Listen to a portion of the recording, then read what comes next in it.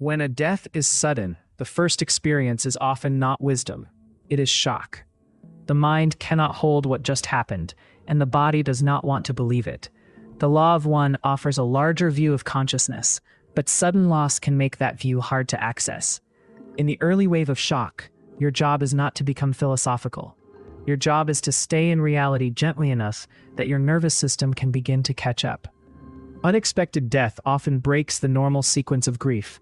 There may be no preparation, no gradual adjustment, and no final conversation that feels complete. That is why people can feel numb one moment and overwhelmed the next. From a Law of One perspective, death may still be transition rather than annihilation. But in lived human experience, sudden loss creates rupture. The teaching is most useful when it helps you stay honest about both facts at once. Consciousness may continue, and the shock in your body is still real. Imagine someone who loses a close friend in a sudden accident. They keep replaying the last text, the last conversation, the last ordinary moment before everything changed. Their thoughts circle around what they should have said or noticed. The Law of One does not ask that person to force peace too early. It asks them to make room for shock, regret, confusion, and love, without turning those states into proof that they are grieving incorrectly. Trauma research helps explain why sudden death feels different from expected loss.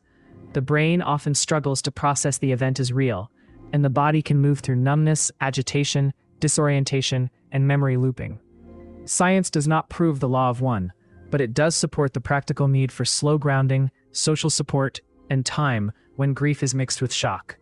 If the death was sudden, do not demand immediate meaning from yourself. Focus first on safety, food, water, sleep, and contact with people who can stay steady around you. If spiritual language helps, let it arrive softly. If it doesn't help yet, do not force it. If you are supporting someone else, speak simply. Offer presence, practical help, and repetition. Shock often makes it hard to process information the first time. Ask yourself, am I asking my grief to make sense too quickly because I am afraid of how unfinished this feels? Unexpected death can split life into before and after. The Law of One may offer a larger frame later. But the first act of care is not explanation. It is helping the shocked heart and body survive the first honest contact with what changed.